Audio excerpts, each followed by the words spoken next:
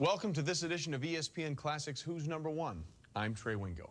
One with me here. Buffaloes and Bulldogs, Schooner Stallions, lunch pails, little brown jugs. You see where we're going here? What all these share in common is that each autumn, as faithful as falling leaves, they come to the forefront. They're part of the rich tapestry of collegiate sports. They are the traditions of college football. And now, ladies and gentlemen, for your viewing pleasure, ESPN Classic ranks the 20 best college football traditions. Number 20.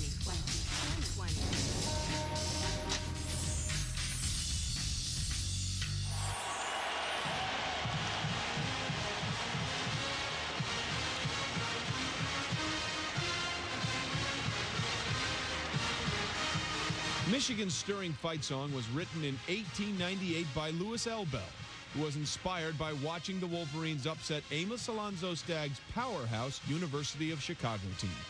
Hail to the Victors is one of the oldest and most recognized fight songs. When you hear the victory, you just feel like you're part of a great history. The song, which has been passed down from generation and generation in the University of Michigan, really pulls us together as a team. If we're on a drive in a slump and you hear the victors come on, you know, it's time to go. Michigan's 225-piece band plays the song as the team takes the field and after every score. In the locker room after games, the song is reserved for just the right occasion. Our tradition is that we sing the victors after every victory. The lyrics themselves kind of speak for themselves, you know. The name of the song is The Victors. You gotta sing it from deep down inside. You gotta, it's like when you're singing opera, you have to bring it from the gut.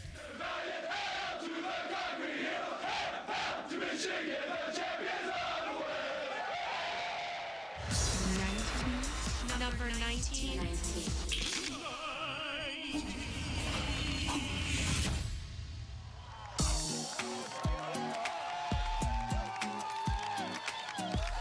We like to think we invented the walk and tailgating at Ole Miss. Really had its origin really back in the 40s when Coach Vaught's teams were so good. The stroll through the Grove is an Ole Miss pregame ritual. En route to the stadium, the football team files past as many as 50,000 fans who interrupt their elegant dining on the green in the center of campus to exhort their rebels. In 1985, Coach Brewer decided he wanted to start taking the team through the Grove, beautifully lined with oak trees and magnolias. The stroll through the Grove is unique because you feel like you're in 1953 with the way people are dressed. It's an event. Oxford, Mississippi is one of my all-time favorite places to visit. It's a cool college town, very quaint, it's very elegant. Some people even hang chandeliers in the trees. The food is like something out of a Who's Who in Southern Cookbook. Some people, I am told, have been tailgating by the same oak tree for 50 years. It's almost a religious experience to experience the Grove on game day. 18.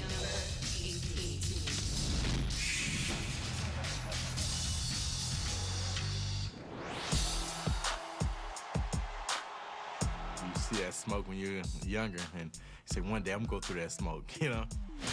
I'm telling you, as a high school kid, you sit around, you say, man, one day I want to come out of that tunnel. I want to come through that smoke.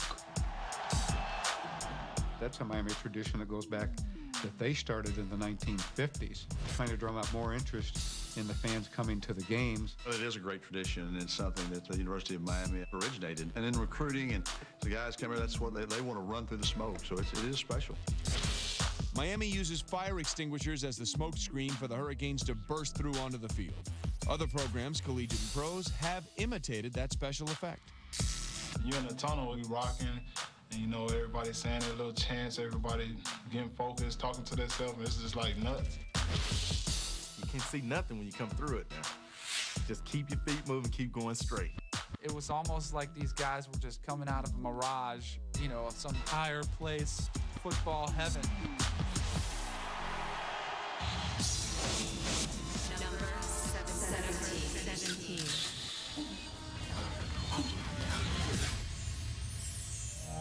Bring me a real, honest-to-goodness buffalo out on the field. Bring me Ralphie.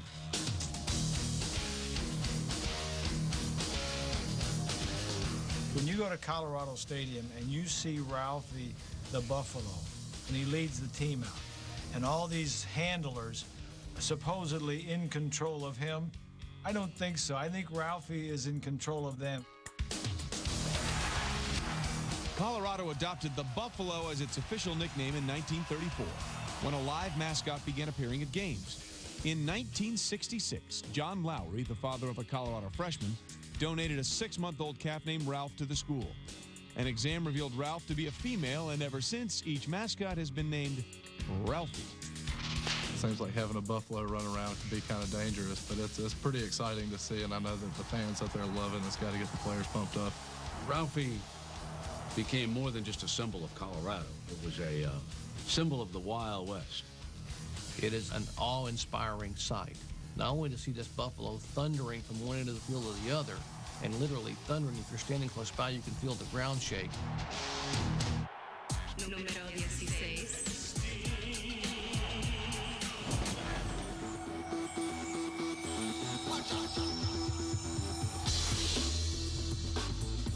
Frank Howard was an old-time Southern football coach.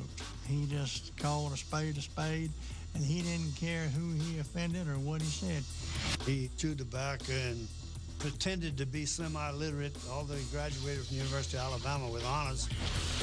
A Flint Rock from Death Valley, California was given to Clemson coach Frank Howard in 1964.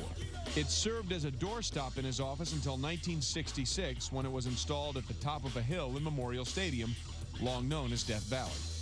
Players rubbed it prior to a win over Wake Forest the next year, creating the belief that the rock brings luck. No matter whether Clemson's got a good team or bad team, it is a big deal to touch that rock. It's kind of what people know about Clemson, that those crazy Southern boys rub that rock and come down that hill, they're going to kick your ass. Número 15. 15.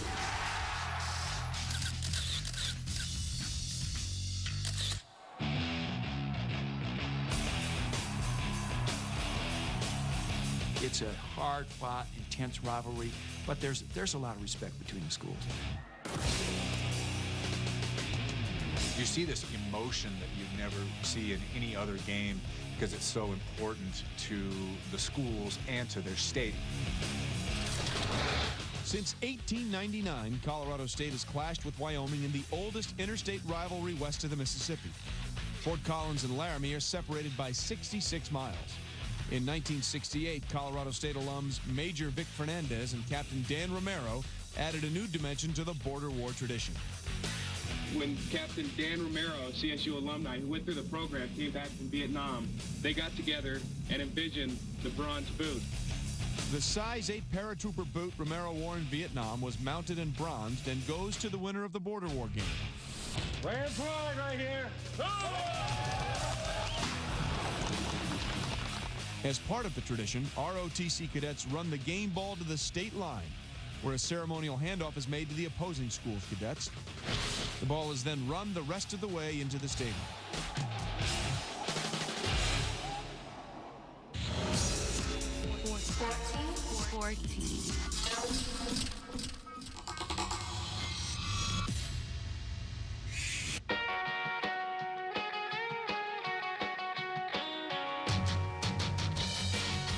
Boomer's Corner, from the earliest origins of Auburn, was a gathering place, a place where people went for political speeches and any kind of town meeting kind of things.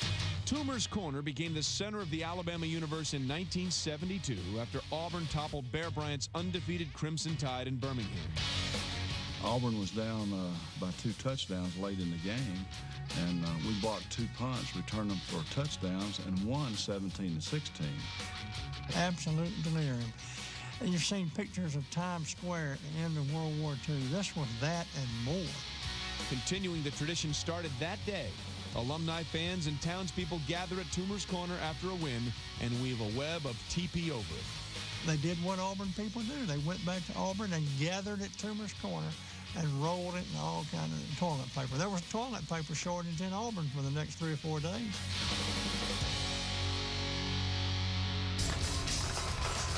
Número 13. Number 13.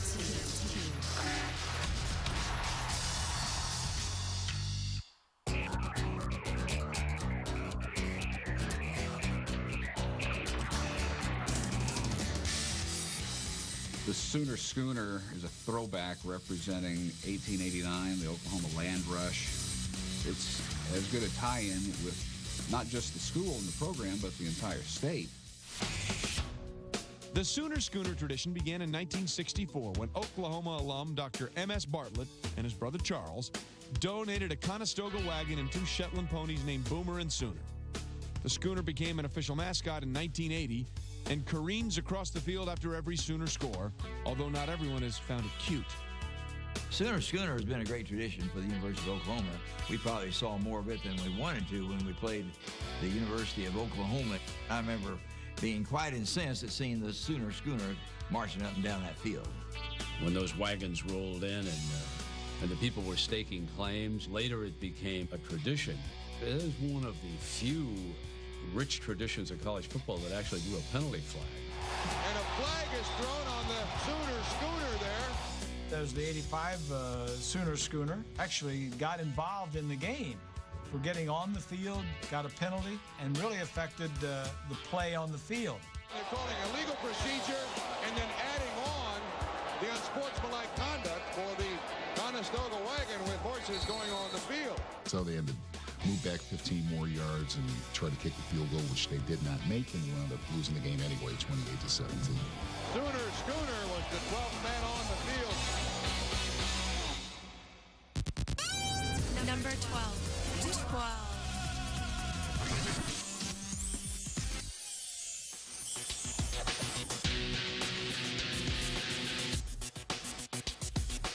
You know, the best way to describe Virginia Tech was blue collar, not blue chip. It's the lunch pail mentality throughout the whole team. Even though it is a defensive thing, it's pretty much the whole team. We need to get our minds right and get ready to play football here. 1, 2, 3, Virginia Tech's lunch pail tradition was started by co-defensive coordinator Rod Sharpless in 1995. The lunch pail is awarded to the defensive player who grades out the highest in the preceding game. The lunchbox may be scarred and dented, but to the Hokie who wins it, the right to carry the prize for a week, it might as well be the Hope Diamond. When you first get there, you're a freshman, you see the big name defensive stars with the lunch pail, you know, it's almost like, why is he carrying that? To have that lunch pail and to even carry it to practice every day, that means you were special. Either it was for that week, for that day, or however long you had it. It shows that you're a leader on that team when you have that lunch pail. It's such a coveted item for the defensive player, not so much because it's a dirty old lunch pail, but it's the respect that you have from your coaches. It's what the lunch pail stands for.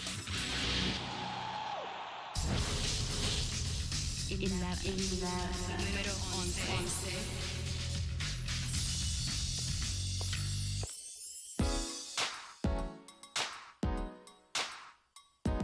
The Tennessee River extends for hundreds of miles, travels north, east, south, and west. One of the only rivers in the country that does that.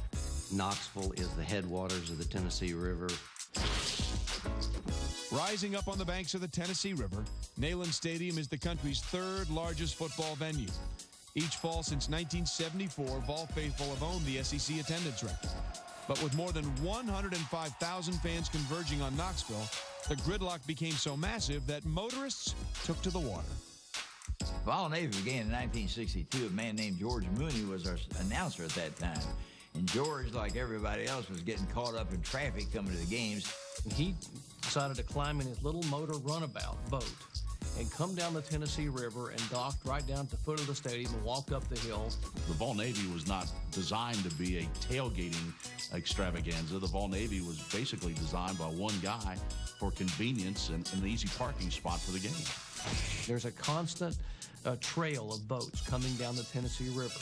It's sort of like the Rose Parade without asphalt. It's all on water. The Vol Navy is not tailgating. It's not boat gating. It's 50 or 100 miles coming up a river with 20, 30, 40 of your best friends. And they come in all shapes and sizes. The Volunteer Navy, everything from converted canoes to homemade houseboats to multi-million-dollar cruisers and yachts. It's beautiful. I mean, there's There is no better setting for college football on a Saturday than in Knoxville, Tennessee. Welcome back to Who's Number One, an ESPN Classic's ranking of the 20 best college football traditions. Look, there was no shortage of worthy candidates for this show, and here are some of the few that just missed. The zany Stanford Band, the Georgia-Florida game, formerly known as the world's largest outdoor cocktail party, and the Florida State Sod Cemetery. We've got 10 more to come, starting right now. Number 10. Yes.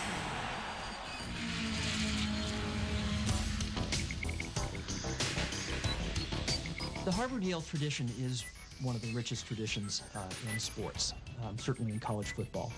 The Harvard-Yale game, in any estimation of Yale or a Harvard player, is very special, unique, and we just call it the game. There are a lot of traditions that are involved with the Harvard-Yale game. They have played more than 120 times over the years.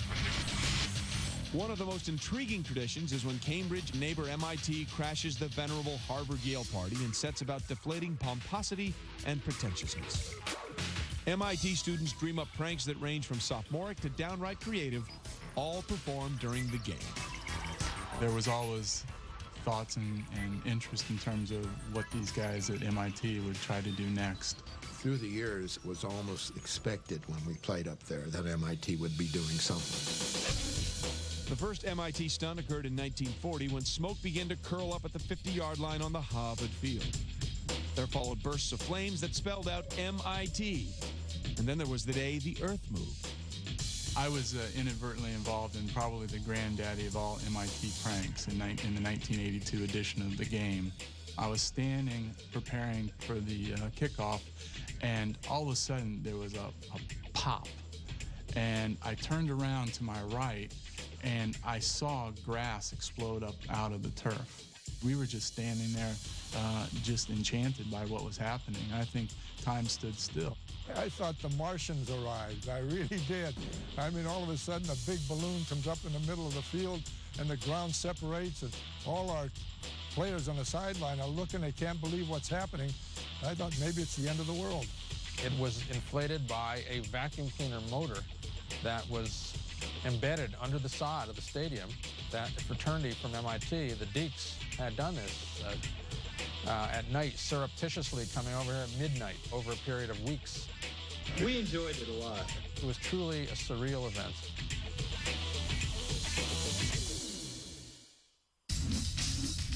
Number 9.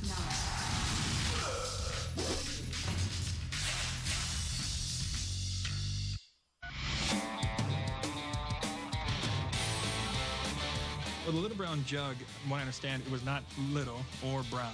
It was a 5-gallon earthenware jug. Looks like it has come from the Dark Ages or colonialism because there is a lot of tradition and a lot of history with the jug. It's a big old jug, big old Beverly Hillbilly jug. One you think Granny would have a moonshine in. The jug was something that the Michigan team brought over to Minnesota in 1903. Michigan had that famous point-a-minute offense under Fielding H, Hurry Up Yost. Well, they called them point a minute because they averaged a point a minute.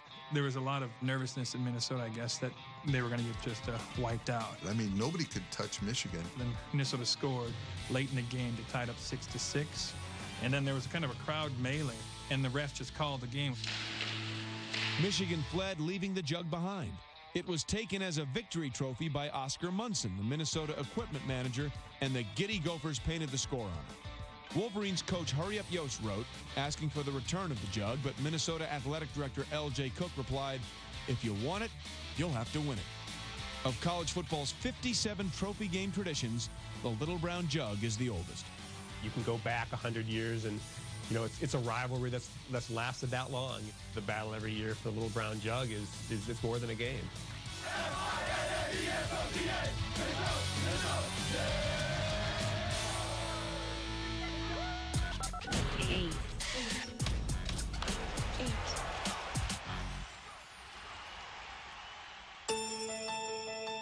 Remember coming down Notre Dame Avenue as you're coming down in the Golden Dome, staring you right in the face. And I've said it many times, and I really felt it. An electric charge went up my back because I had a sense of great responsibility to tradition. There's like all types of traditions, and one of the traditions for the managers is the painting of the helmets. In 1964, Coach Ara Parsegian decided that Notre Dame's helmet should match the hallowed hue of the Golden Dome.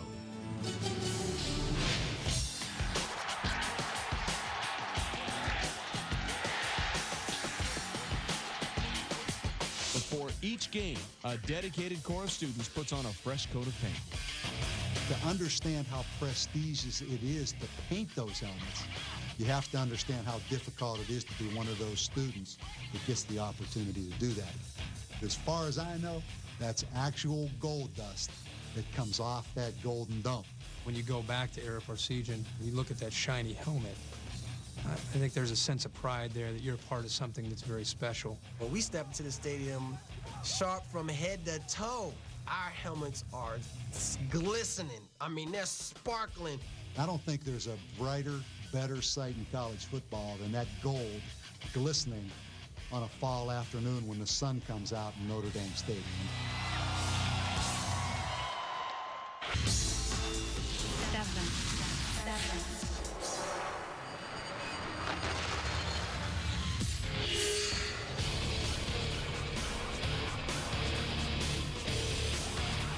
As you begin to walk up and hear your cleats on the concrete as you're walking in the stadium, you begin to see some rays of light, and then all of a sudden, the sea of fans, 80, 90,000 fans, and you've got the horse, and you've got the cheerleaders. USC is as good as anybody at tying in all their various traditions. The ancient look, the full Trojan regalia. Football's a gladiator sport. Football's a tough sport. It's a tough Trojan on a tough horse with a band playing a tough song, getting ready for a game. Roman music is playing. You feel like they're going to cut the lions loose on me any minute. USC's tradition of a white horse as a mascot was renewed after the school's director of special events was impressed by Traveler, a retired movie stunt horse ridden by Richard Sacco at the 1961 Rose Bowl parade. Later that year, the two began appearing at Southern Cal home games. Since then, Traveler and his successors, with a sword-wielding, tunic-wearing Trojan astride, have become an emotional staple for USC. Every time USC scores, and recently, it's been pretty darn often, the sound of that Trojan fight song and the vision of Traveler galloping up and down the sideline, pretty impressive.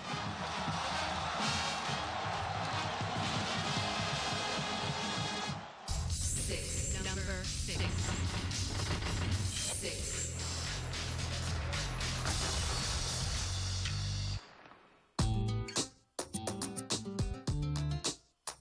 The 12-man tradition originally started in January 2nd, 1922.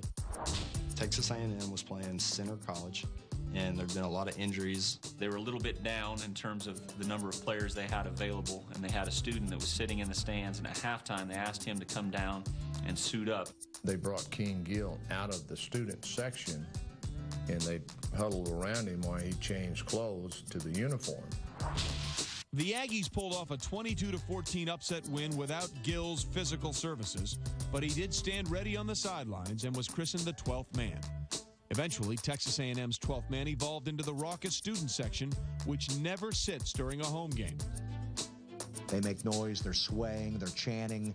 It's almost like a soccer match overseas in England. It's an amazing atmosphere. When we do the Aggie War Hymn and the entire stadium locks arms and starts swaying back and forth. It's one of the loudest places I've ever played.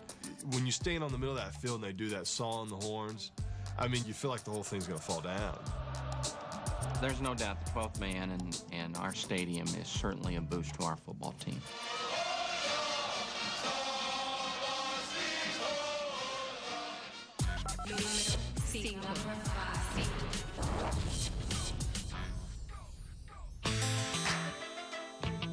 The founding fathers of Pasadena decided on New Year's Day, since flowers could actually grow, that they needed to have a festival. And so they told everybody to get their horse and buggies and tie flowers on it from their backyard. And that's really how the Rose Parade was born. Well, the Rose Bowl originally was started clearly to attract people from the Midwest and the East to come to sunny Southern California. As it progressed over the years, it started to get larger. The idea of floats started being done.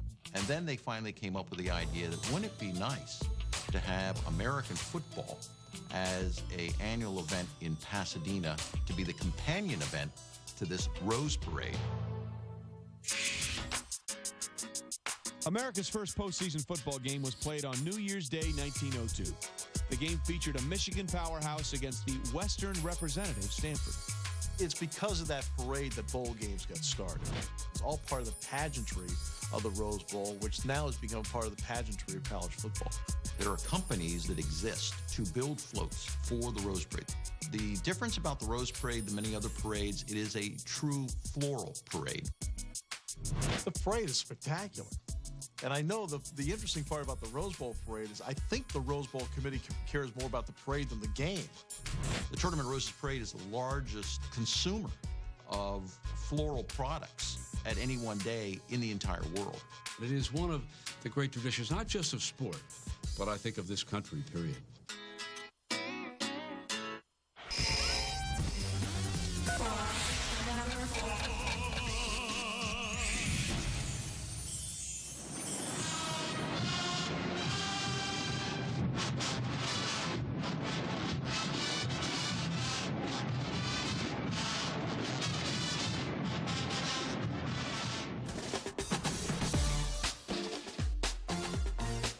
The Battle of the Bands began in 1975. That was the first year Southern and Grambling started playing the Bayou Classic in New Orleans.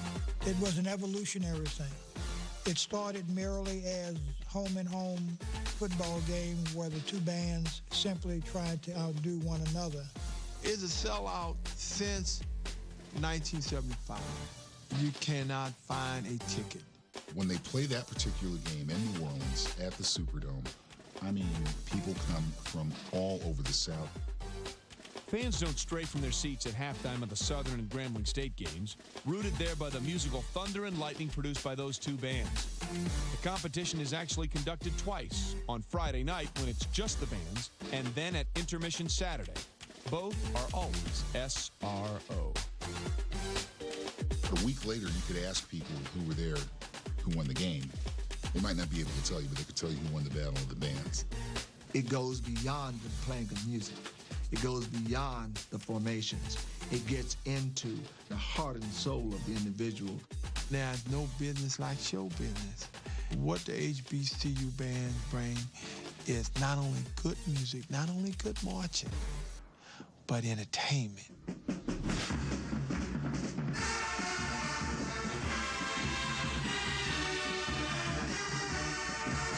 We have brothers who played in the Southern band, sisters who played in the Grambling band.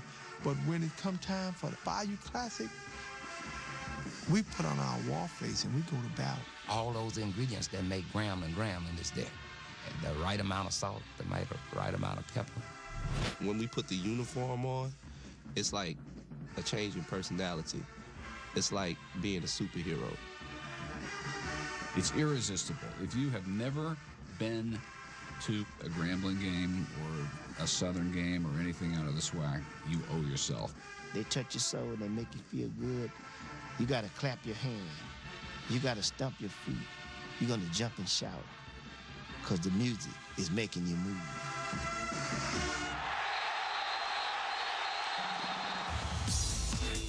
Number 3.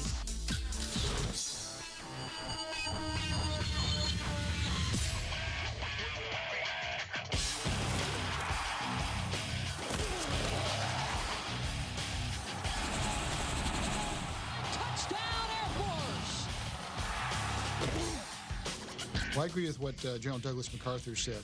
He said, on the fields of friendly strife are sown the seeds that on other days and other fields will bear the fruits of victory. So in other words, team building, how to work as a team. It's not about who wins and loses. The utmost respect, coach to coach, player to player. This is what gets me all revved up about this rivalry. Football games between Army, Navy, and Air Force end in stirring displays of sportsmanship and mutual respect. One of the most arresting scenes is the post-game singing of each team's alma mater while opponents stand at attention. I think it's more like two brothers that are in competition. They want to one-up each other. They want to do their best. When the game is over, you'll see the teams go to each other's sidelines and stand in front of their bands while the other team sings the third verse of their song, and they all come together. It's a tradition of the service academies, and it's one that I greatly respect. They'll come over and stand quietly and at attention while we sing our alma mater. The tradition of singing the alma mater at West Point grew out of a habit of the Corps of Cadets gathering on Friday evenings in the central area to sing songs. I've always liked it at the end of the service academy games when they stand together and hold hands, play each other's alma mater, and that really has always showed me something. They don't do that in Michigan, Ohio State, I don't think. We're brothers in arms. When you shake hands after that game, it's not like shaking hands with every other team. You know, you're going to see them again on the battlefield. I'm going to be counting on them for our soldiers' lives, vice versa. We're all on the same team.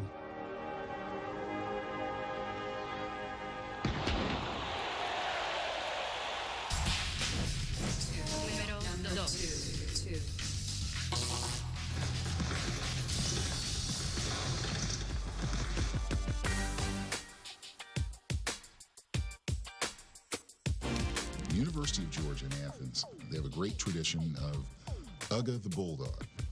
Ugga, U-G-A. The love affair that Georgia fans have with this dog goes back to 1956 when Sonny Seiler, who was a student at the time, was given a white bulldog as a pet, and the dog attracted so much attention at the Sigma Chi house that after a few drinks, they decided to take him to the football game. I asked Coach Butch to go out and see the puppy, and he said he didn't have time, but if he was the grandson of the Rose Bowl Bulldog, he said sign him up right away. I don't know that any mascot gets more airtime than the Georgia mascot, Ugga. You know, he's a regal-looking dog. He's got the red Georgia sweater on. To Georgia fans, Ugga is the most attractive four-legged dog you could ever see. Georgia Tech fans will tell you that Ugga is short for Ugly. Part of the attraction of this Georgia Bulldog is that he looks like a linebacker. They're pugnacious. They don't give in, never say die. He's always accompanied by pretty girls, cheerleaders, so not all dogs can live up to that. It's a great dog's life. Usually you see him on a hot day and he's just laying there on a bag of ice trying to stay cool, thinking, you know, I'm a dog and it's a dog's world and all the chicks dig me. Ugga's public appearances are not limited to game days at Sanford Stadium. One Ugga attended the Heisman Trophy Award ceremony with Herschel Walker. Another appeared in the movie Midnight in the Garden of Good and Evil. And another adorned the cover of Sports Illustrated. Ugga's most celebrated photo was taken when he played defense at Auburn. When they beat him in overtime and Ugga was going after one of the Auburn receivers in the corner of the end zone. That he caught the ball for the touchdown. I don't think I've ever seen a football player move as quick in my life as Baker did to avoid the jaws of Ugga. Upon death, each Ugga is ceremoniously and reverently interred in a mausoleum. Ugga is the only mascot that is actually buried inside football stadium in this country. Ugga is as much a part of Georgia history as Vince Dooley and Herschel Walker. You have like a cemetery just for your mascot, you're pretty serious about it. Welcome back to Who's Number One and the 20 best college football traditions. Let's recap. Number 20, Hail to the Victors. Number 19, Stroll Through the Grove. Number 18, Miami Smoke. Number 17, Ralphie the Buffalo. Number 16, Howard's Rock. Number 15, The Border War. Number 14, Rolling Toomer's Corner. Number 13, Sooner Schooner. Number 12, the lunch pail. Number 11, the Fall Navy. Number 10, MIT Pranks. Number 9, Little Brown Jug. Number 8, Painting the Helmets Gold. Number 7, Traveler and the Trojan. Number 6, The 12th Man. Number 5, Rose Bowl Parade. Number 4, Battle of the Bands. Number 3, Academy Alma Maters. Number 2, Ugga the Bulldog.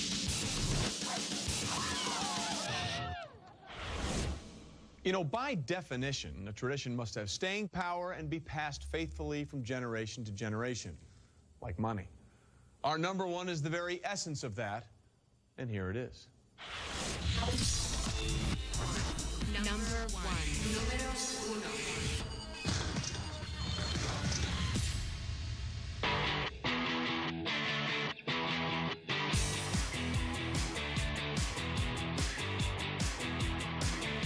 When you think of Ohio State football and their tradition, you not only look at their great football players and their great football program, but you look at their band. And when you see Script Ohio, it just brings chills through your body. And when you see that band come out on the field, the band is a special tradition. The signature of the 192-piece Ohio State marching band is its closing flourish, the Script Ohio formation, a moving series of weaves and curves. It was first performed in 1936 under the direction of Eugene Weigel. Every time I do see it, I am just amazed. I mean, how do they do that? I mean, you know, to me, it was just like, how that can't be, they're going to kill each other. The first time we performed a script that I participated in, I had no idea going into it how tough it is. It's all about the exact size of your step, 22.5 inches through pretty much the whole thing. Just before the climax of Script Ohio, the drum major leads a senior sousaphone player to the highest honor the Ohio State Marching Band bestows. There are a lot of people that want to dot the I, and it's strictly for the lucky tuba man of that particular Saturday afternoon. Only a few people have ever dotted the I at a game at Ohio State. That's an honor that is just unbelievable. Besides the designated sousaphone player, only a handful of civilians have been privileged to dot the I since the inception of Script Ohio 70 years ago. Most recently, golf legend and Ohio State alumnus Jack Nicklaus became the 5th such honoree. It's like a great piece of music that has a beginning, a middle, and the end, and the anticipation of it is part of it. Because once you get to the end and you see the sousaphone player, the place just, it erupts. When I watched the band do that, I really realized what a true Buckeye I am, because I almost had a tear coming out of my eyes. My goosebumps were flying. Everything was perfect. Man, this is something that's way bigger than me, and it's something that's part of our history. The hair on the back of my head stood up, and I yelled, "I'm a Buckeye, I'm a Buckeye," and I was a Buckeye forever.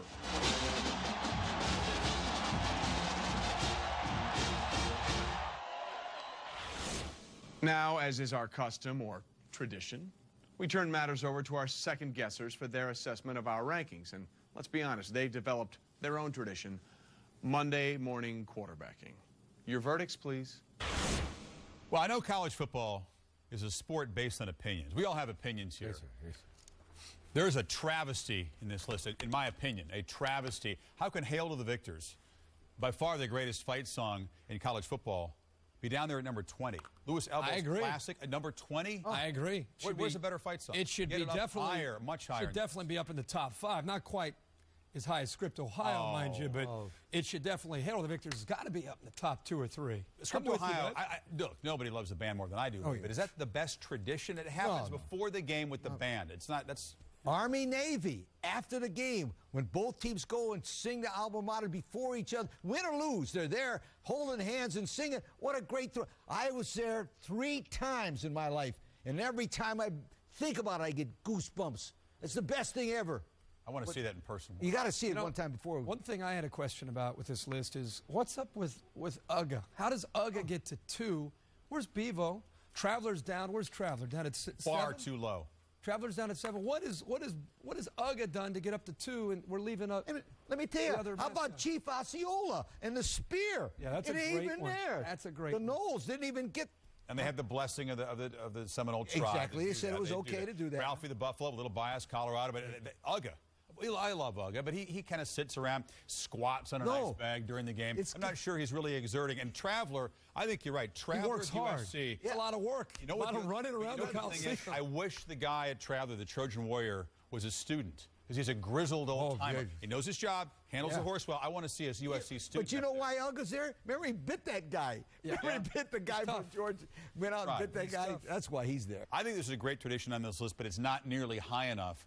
And that's the 12th man at Texas A&M. I know it's been kind of outmoded. It wasn't fashionable in recent years to have a member of the student body be out there on kickoff coverage. But I love what it symbolizes. The traditional core at A&M, the student body coming together with the team. I love the tradition of the 12th man. I know it's tough in modern-day football to have kind of a non-varsity athlete out there covering. One thing I would mention for the AARP members, the Rose Bowl parade.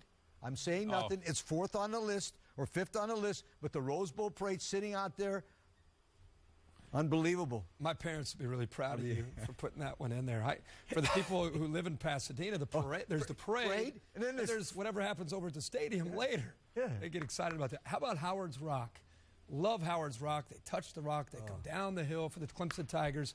I love that one. And the Grove. We've never been to the Grove. I'd love to get to the Grove. And I think that the Battle of the Bands, Grambling and Southern, we saw that in person. Deserves to be in the top 5. That is a lot of fun. There, I say yes. Absolutely. Football game, bands, perfect. Good stuff. Script, Ohio. Must have been a Buckeye doing this list. Good call. Absolutely. Great call. No Knowles at all. You agree with the Script, Ohio? No way. Army, Navy. Yeah.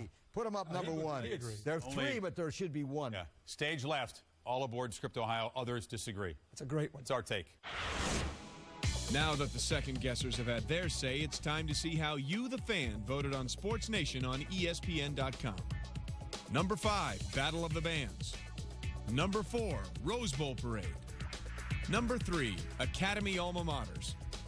Number 2, the 12th man. Number 1, Script, Ohio. So that's it for this edition of ESPN Classics Who's Number 1. I'm Trey Wingo, and thanks for joining us for our ranking of the 20 best college football traditions. We'll be back to continue our countdown of the teams, the athletes, and the events that have shaped our world of sports. Until then, as always, let the debating begin.